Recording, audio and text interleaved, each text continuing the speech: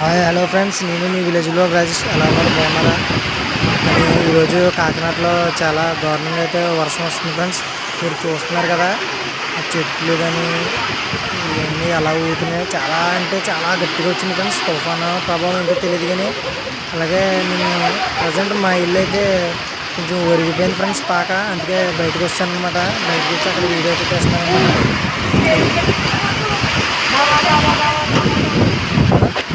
Okay, మరి compulsory మరి కింద కామెంట్ అయితే చేయండి. వర్షం అలా వచ్చింది ఏంటి, దాని ప్రభావం ఎక్కడ దాకా చూపించింది ఏంటన్నది మీరు అయితే కంపల్సరీ కామెంట్ అయితే చేయండి ఫ్రెండ్స్.